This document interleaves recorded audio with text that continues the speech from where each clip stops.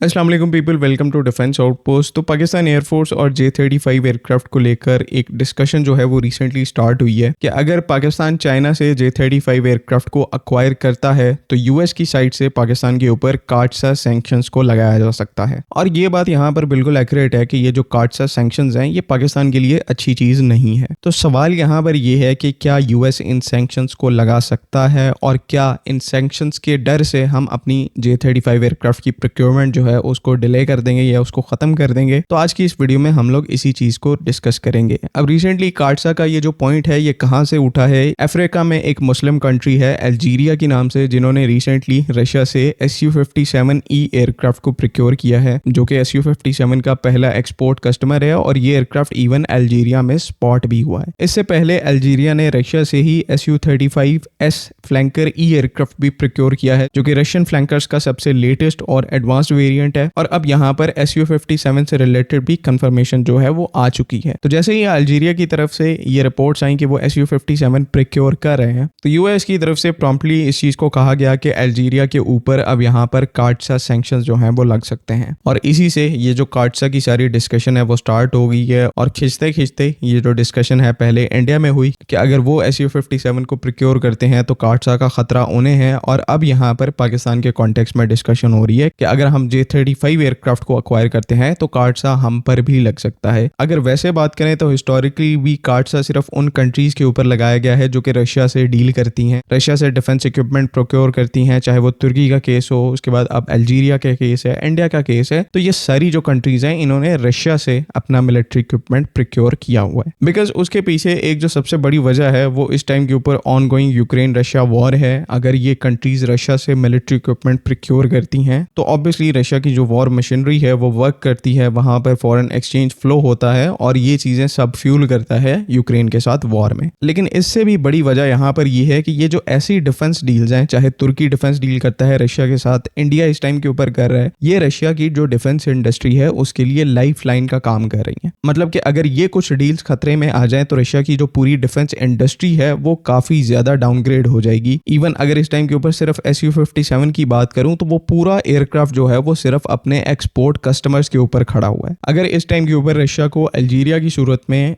Su-57 का export customer ना मिलता तो उनके पास अपने इतने फंड्स नहीं है कि वो Su-57 की जो एडिशनल प्रोडक्शन है उसको सपोर्ट कर सकें। और सेम केस यही इंडिया के साथ है। अगर रशिया इस टाइम के ऊपर इंडिया को इतना परसू कर रहा है Su-57 अक्वायर करने को, तो वो इस वजह से कर रहा है कि अगर ऐसे कस्टमर्स रशिया के पास Su-57 के नहीं आते तो कहीं ना कहीं ये प्रोग्राम जो है वो बंद हो सकता है। ये फैक्ट जो है वो अब यूनाइटेड स्टेट्स को भी पता है और यूएस इसी वजह से स्पेशली रशिया की इस लाइफ लाइन को टारगेट कर रहा है, ताकि काटसा के डर से जो इस टाइम के ऊपर रशियन डिफेंस इक्विपमेंट के लिए लाइफ लाइन के तौर पर ये कंट्रीज उसके साथ डील कर रही हैं, इनको रोका जा सके और रशिया की जो डिफेंस इंडस्ट्री है उसको क्रिपल किया जा सके। मेन पॉइंट यहाँ पर यही है और इसमें जो बाकी छोटे पॉइंट्स हैं वो फैक्टर इन हो सकते हैं, लेकिन अल्टीमेटली अभी तक काटसा सैंक्शंस को इसी पर्टिकुलर ऑब्जेक्टिव के लिए इस्तेमाल किया गया है। अब चाइना के केस में यूएस जो है वो काटसा सैंक्शंस अभी तक किसी कंट्री पे क्यों नहीं लगा सका? बिकॉज सिंपल सी बात है, इसकी कोई इफेक्टिवनेस ही नहीं है। अनलाइक रशिया, चाइना के पास पैसा है और पैसा भी वो कहते हैं कि बेबहा है, जिसके थ्रू वो अपनी डिफेंस इंडस्ट्री को सपोर्ट कर सकते हैं। उनको कस्टमर मिलते हैं नहीं मिलते, इस चीज से चाइना को यहाँ पर फर्क नहीं पड़ता। चाइना अपने डिफेंस इकोसिस्टम को इस वजह से प्रमोट कर रहा है बिकॉज वो अपना एक ग्लोबल फुटप्रिंट जो है उसको स्ट्रॉन्ग करना चाहते हैं, नॉट बिकॉज के उनकी ये एक लाइफ लाइन है और उनको फंड्स की रिक्वायरमेंट है। और यूएस यहाँ पर कंट्रीज के ऊपर काटसा लगाए ना लगाए, चाइना की जो प्रोग्रेस है उसको इससे कोई फर्क नहीं पड़ता, जिसकी वजह से काटसा इस कंडीशन में इनफेक्टिव हैं, उनका कोई फायदा नहीं। उल्टा चाइना के अगेंस्ट में काटसा लगाकर यूएस अपना फुटप्रिंट जो है उसको वीक करेगा और ऐसा ना तो हिस्टोरिकली कभी यूएस ने किया है और ना ही फ्यूचर में ये करेंगे। दैट इज वाई चाइना से हमने J-10C एयरक्राफ्ट को भी अक्वायर किया और इवन HQ-9BE जैसा एक एडवांस्ड और long range air defence system भी प्रोक्योर किया, लेकिन यूएस की तरफ से कोई भी काटसा सैंक्शन या इवन इसकी डिस्कशन को भी इनिशिएट नहीं किया गया। इवन आज इस टाइम के ऊपर अगर बात करूं तो तकरीबन 2 साल होने वाले हैं जब से पाकिस्तान एयरफोर्स ने ऑफिशियली J-35 स्टेल्थ एयरक्राफ्ट को प्रोक्योर करने का जो प्लान है उसको पूरी दुनिया के सामने रखा है, उसको ऑफिशियल किया है। लेकिन अभी तक यूएस की तरफ से काटसा सैंक्शंस की कोई भी धमकी जो है वो पाकिस्तान को नहीं दी गई। इवन डोनाल्ड ट्रंप के आने के बाद पाकिस्तान और यूएस के जो ताल्लुकात हैं वो और ज्यादा स्ट्रांग हुए हैं। सो इस चीज के यहाँ पर क्लोज टू 0 चांसेस हैं कि पाकिस्तान एयरफोर्स एयरफोर्स की जो J-35 की प्रिक्योरमेंट है वेस्ट से कोई रिस्पांस जनरेट करेगी,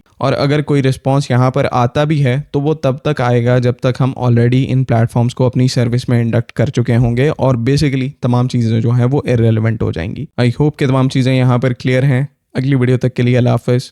पाकिस्तान जिंदाबाद।